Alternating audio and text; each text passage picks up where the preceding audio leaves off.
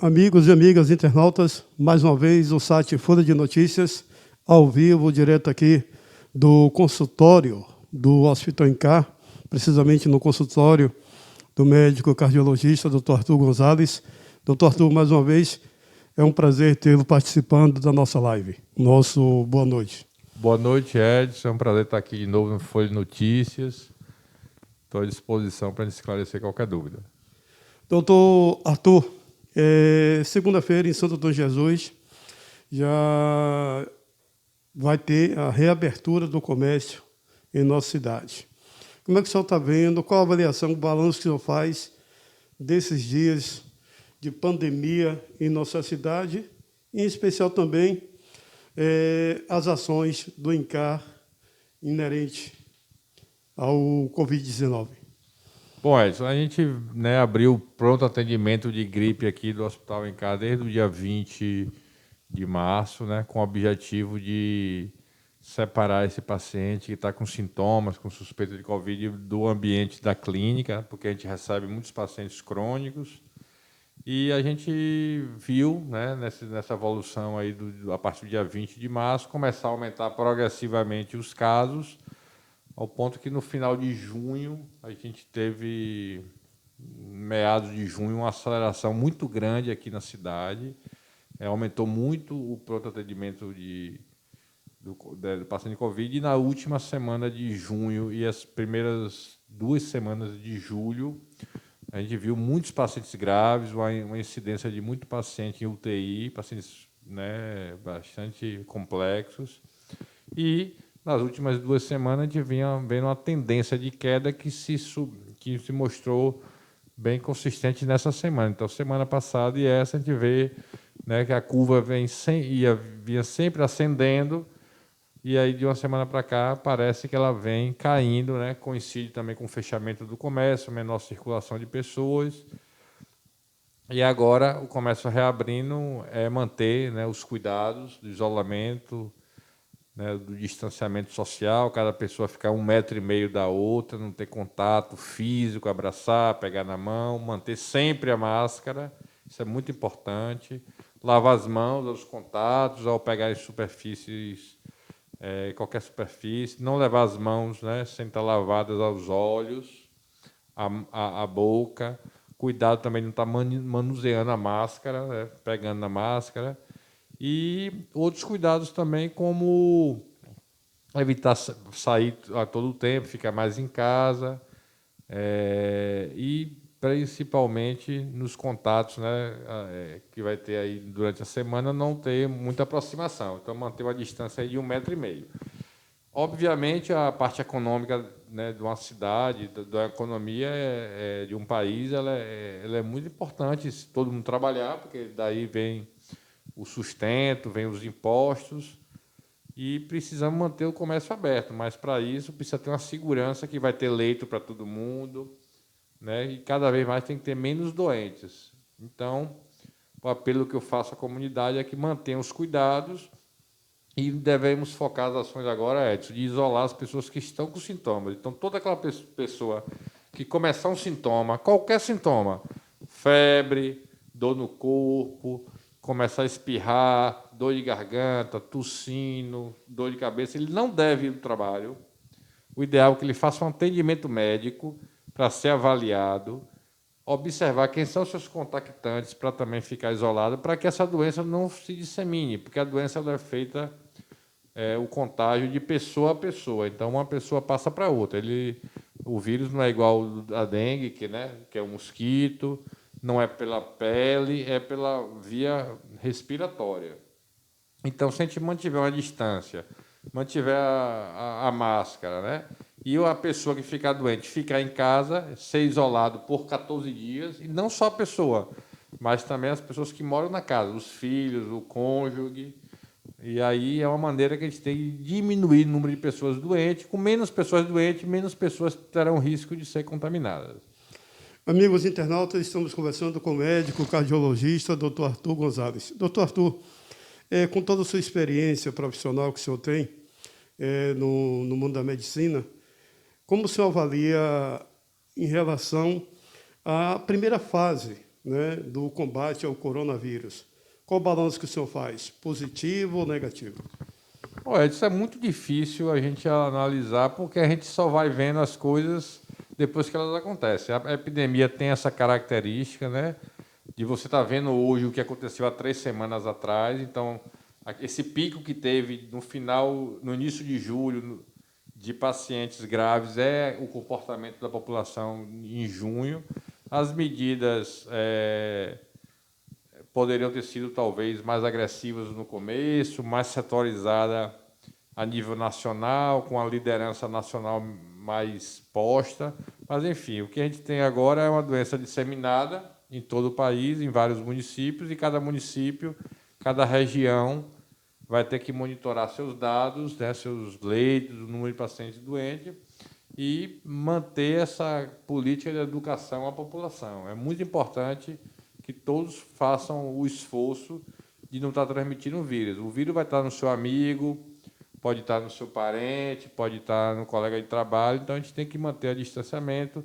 Cada família deve ficar o máximo em casa possível, não ficar recebendo visitas em casa, não ir para a casa do outro, não comemorar aniversário, não é momento de festa, não é momento de ir para bar, não é momento de fazer confraternizações, porque então no momento de uma epidemia muito grave, milhões de pessoas foram contaminadas até agora, com mais de 80 e poucos mil pessoas mortas, né? E sem nenhuma tendência ainda de diminuir o número de mortes. A gente está comemorando talvez um platô, quer dizer, parece que parou de piorar, mas não significa que a gente ainda tem uma situação confortável a nível de país, né? O país todo ainda tem muito doente, o país todo ainda tem muitas pessoas de UTI, muitos óbitos, e tem alguns estados que começa a doença a acelerar agora, nesse momento, que felizmente não é o caso da Bahia.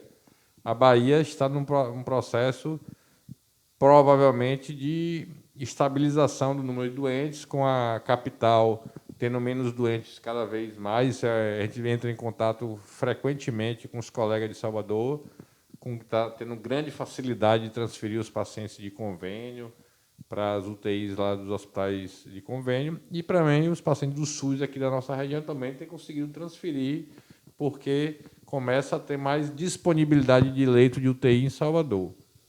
Mas, como é epidemia, né, que passa de pessoa para pessoa, se depender de como, né, se comporte a sociedade com essa abertura, que é fundamental, precisa realmente continuar ao processo de abertura, mas tem que ser feito com segurança. Eu acho que os gestores estão corretos em monitorar isso, dar um passozinho atrás às vezes, porque um erro, né, uma contaminação muito grande vai levar a muitas mortes. Agora, doutor Arthur, vários países já estão trabalhando, né, intensamente na busca de uma vacina contra o coronavírus. O senhor, como profissional de saúde, que está na linha de frente, qual a expectativa sua em relação a essa vacina? Bom, as vacinas no mundo todo houveram, né, assim, muito empenho dos cientistas, de várias universidades, inclusive brasileiras, e a vacina está num ponto que tem algumas vacinas em fase 3 de teste já sendo aplicadas em humanos em grande escala, para esperar qual vai ser o comportamento populacional dessa vacina. Tem 2 vacinas sendo testadas aqui no Brasil, uma de uma empresa chinesa e uma de uma empresa inglesa, e provavelmente essas 2 vacinas são as mais avançadas. É possível que a partir de novembro ou dezembro já tenha a liberação de produzir isso, e isso aí vai ter que ter uma logística, né, de produção, de uma maneira que talvez em janeiro ou fevereiro comece a chegar algum grau de vacina, algum nível de vacina aqui no Brasil, para que possa ser vacinada a população. Inicialmente, provavelmente vai ser vacinado o pessoal da área de saúde, porque é o pessoal que está na frente, né? Hoje o Brasil tem mais de 100 médicos mortos, né, no combate ao coronavírus. Tivemos mais de 300 pessoas da área de enfermagem mortas também. Além disso, alguns números de fisioterapeutas, profissionais dos hospitais. Todo mundo que milita na área viu quantos colegas de trabalho ficaram doentes, né? Então, isso é uma coisa que preocupa. no final de junho, tinha muitos profissionais da área de saúde doentes aqui em Santo Antônio. Então, houve um risco grande nos primeiros 15 dias de julho de um colapso do nosso sistema de saúde, uma pressão muito grande da necessidade de leitos, falta de sedativos, dificuldade de manipulação de pessoal. Então, assim, hoje, né, final de julho, nós estamos numa situação muito melhor do que os primeiros 15 dias de julho. Os primeiros 15 de julho estavam bastante tensos, com muita dificuldade para a gente fazer a gestão também, conseguir organizar pessoal, material, medicamentos e transferência, que não tinha a mínima possibilidade de se transferir para Salvador nenhum paciente. Estava bem difícil mesmo. Agora, a gente vem observando essa melhora na semana passada, e essa semana eu hoje posso dizer que estou fechando a semana mais calma, né, que eu passei nesses últimos dias, porque a gente observa a tendência. Quando a gente começa a ver que toda semana está piorando, sempre gera uma angústia, porque a gente não sabe como vai ser a próxima. Essa semana, a impressão que a gente teve é que está caindo, são dados que a gente monitora sempre, é um dado que eu monitoro aqui do Hospital Incá, mas a gente também conversou hoje com o doutor Antônio Carlos, que é o diretor do Hospital Regional, doutor Geraldo Castellucci, que é o coordenador da UTI de lá, e eles também estão tendo a mesma impressão, está tendo vaga, então menos funcionários doentes, né, nas duas instituições. Nos parece que as coisas estão entrando num nível de maior segurança, mas a gente não pode relaxar. Eu peço muito atenção à população. Esse vírus não é brincadeira, é um vírus que passa muito fácil de pessoa a pessoa, e aqueles pacientes que fazem a forma grave são pacientes de altíssima mortalidade, que precisam de uma UTI equipada, com equipe profissional bem treinada. Então, às vezes a população fala, mas devia abrir leito de UTI. É muito complexo, é muito difícil abrir leito de UTI, e nesse momento, por toda essa condição de doente no mundo todo, não há equipamento disponível. Então, na verdade, a população vai precisar manter o sacrifício de evitar que muitas pessoas fiquem doentes ao mesmo tempo, porque leito é impossível, do ponto de vista técnico, se montar muitos leitos mais, principalmente na parte pública, que tem uma dificuldade, a parte orçamentária, e até para as estruturas privadas, a gente não consegue montar leito, entendeu, Edson? Amigos, lembrando que você pode acompanhar essa matéria na página do Facebook do site Folha de Notícias. Doutor Arthur, mais uma pergunta. A gente percebe que, por ser um vírus letal e desconhecido, falando agora precisamente do Hospital Incá, como foi preparar uma equipe para realmente saber lidar com aquele paciente que estava contaminado ou que estava já no estágio mais avançado da Covid-19? Isso aí faz parte do nosso treinamento, né? Para quem é da área de saúde sabe que em algum momento vai se deparar com um paciente contaminado, e a gente tem a obrigação e o zelo de cuidar com todo o carinho possível, né? Que é necessário, na verdade, e a gente precisa se preservar. A preservação é feita com os equipamentos, né, de proteção individual, capa, gorro, óculos, a própria máscara, que essa máscara que a gente usa é uma máscara diferente, né, que é a N95. As equipes têm que estar atentas, né, de não estar se tocando, lavando bastante a mão, usando álcool em gel. Enfim, a gente tem todo esse preparo. Na verdade, todo mundo sabe que o risco de contaminação é muito grande e, enfim, todos os hospitais a gente teve grande número de profissionais contaminados, mas no caso aqui do Hospital Incá, a gente desde o começo fez uma política de acompanhamento dos nossos funcionários diariamente. Aqueles que tinham qualquer sintoma eram imediatamente afastados e acompanhados diariamente por telefone. Alguns que tiveram alguma complicação foram internados aqui na nossa unidade, e a gente teve esse cuidado até o momento. Graças a Deus, nenhum funcionário teve uma forma muito grave, todos que precisaram ser internados já tiveram alta, tanto da área de apoio também, os porteiros, o pessoal maqueiro, de limpeza, até os médicos também, alguns, né, infelizmente foram contaminados, mas todos ficaram bem, a gente deu essa assistência e a gente está feliz porque já se passou algum tempo e a gente tem vencido essa batalha. O senhor colocou há poucos instantes que no pico da curva, né, houve agora, esses dias, houve uma queda, né? Agora, em relação a essa queda que houve, doutor Arthur, houve também uma queda na procura aqui do pessoal procurando fazer o teste, para saber se está ou não. Não, é isso. A gente, em geral, os dados da gente mostram que está ouvindo menor número de pessoas procurando o hospital para atendimento, né? Então, se menos pessoas estão procurando agora, porque menos pessoas estão doentes, provavelmente daqui a 2 ou 3 semanas, menos pessoas ficarão internadas, menos pacientes estão precisando de UTI. Isso é bom. Então, Só que o que a gente tem que dizer é que é uma tendência. É possível que, com a abertura do comércio, se as pessoas não se comportarem, continuarem fazendo... Não tomar as devidas precauções, né? Pode ser que a gente continue aumentando o caso. Porque no Brasil a gente ainda tem essa dificuldade de entender o que está acontecendo, porque a gente tem pouco teste, foi feito pouca testagem a nível nacional, não só pela ineficiência também do poder público, mas até pela questão de dificuldade de se adquirir material, né, para fazer isso. E chegou um momento da epidemia, mesmo nos hospitais privados, a gente tinha dificuldade de fazer o PCR, tinha que escolher bem qual era o paciente que ia fazer o exame. Os exames chegaram a demorar 10 dias para sair o resultado, pela demanda de exames para serem analisados. E agora a gente consegue fazer exame à vontade, todos os pacientes que chegam aqui o INCAR. Os exames estão demorando de 3 a 5 dias para sair o resultado. Não me interrompendo, essa análise, doutor Arthur, quando colhe o material, ela é feita aqui mesmo? Não, de jeito nenhum. Não.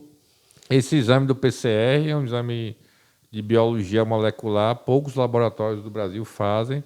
No caso do Hospital INCAR, a gente tem uma parceria com o DB, que é o Diagnóstico, né, Brasil. Ele manda isso para o Paraná, ele tem unidade em Recife, no Paraná, em São Paulo, e aí, onde tiver disponibilidade, ele faz e manda para a gente o resultado. Então, é uma logística difícil, não é feito também... Acho que aqui na Bahia só o LACEN que faz, que é público, tem a tecnologia, não sei se algum laboratório privado faz esse exame aqui em Salvador mesmo. Mas, enfim, o exame está sendo feito. O PCR, né, que é o exame que o pessoal chama o exame do cotonete, ele é o mais importante para essa fase aguda, é o mais importante para a gente determinar a saída do isolamento do paciente. Quer dizer, todo paciente, ao chegar, tem sintoma, ele tem que sair com atestado para ele e para seus familiares para ficar isolado. Se o PCR, Edson, sair negativo, significa que esse paciente não tem um Covid e ele pode ser liberado. Se o PCR for positivo, ele tem que continuar no isolamento até 14 dias. Às vezes, o paciente, quando continua com sintoma, ele só pode sair do isolamento quando ele tiver 3 dias sem nenhum sintoma. Então, tem pessoas que no 14º dia ainda está com tosse, ainda está com o nariz entupido, ainda está com garganta. Ele tem que continuar no isolamento até que ele fique 3 dias contados sem nenhum sintoma. Então, tem alguns pacientes que a gente precisa ficar isolado 15 dias, 16 dias, 18 dias. Olha o exemplo aí do presidente, né, que já tem 3 semanas e alguns exames que ele foi feito ainda mostram que ele está contaminado, então ele continua em isolamento. Doutor Arthur, mais uma vez a gente agradece a sua participação aqui no site Folha de Notícias. Desejamos sucesso e que o senhor continue com esse trabalho aí, que com certeza vem alavancando cada vez mais e fortalecendo a saúde, não só em nosso município, mas em toda a região.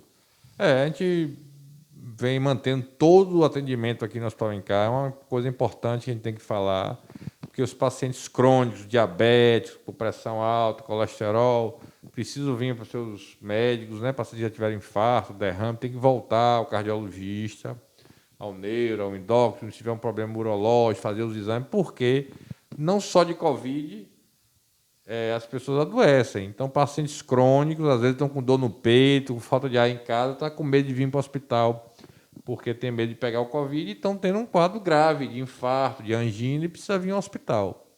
Então, a gente manteve, Edson, todo o tempo o atendimento do hospital.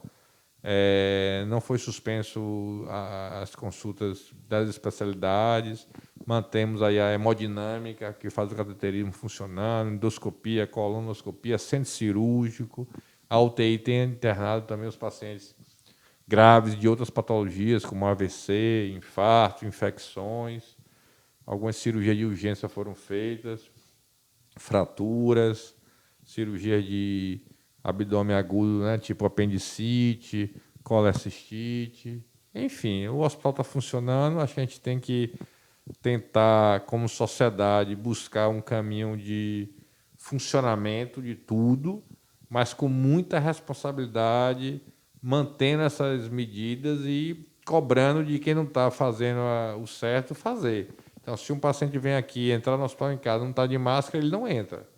Ele é abordado na portaria, tem que botar máscara, é perguntado se ele está com febre, se ele tem algum sintoma gripal, é medido a temperatura, porque se ele tiver qualquer um desses sintomas, ele vai ser direcionado ao lugar correto, que é o pronto atendimento de gripe, para que ele não adentre a estrutura e contamine outras pessoas. Então, a gente tem tido esse cuidado. Os funcionários são avaliados também diariamente, são monitorados, todos estão orientados a, se tiver algum sintoma, não vir trabalhar, vir diretamente ao pronto atendimento de gripe para ser avaliado, a gente colhe o PCR, colhe os testes sorológicos, enfim, o que o médico achar melhor para aquele paciente é feito para que a gente possa proteger a equipe, né? Também a gente tem que proteger toda a equipe que trabalha, mas também proteger os pacientes que procuram a gente. Ok, o nosso muito obrigado. Obrigado, Edson, e eu peço à população que mantenha os cuidados. Lembrando que essa matéria você pode acompanhar na nossa página no Facebook, Folha de Notícias, como também no nosso canal no YouTube, site Folha de Notícias. A todos e a todas, o nosso muito obrigado, que Deus, na sua infinita bondade, possa continuar nos abençoando.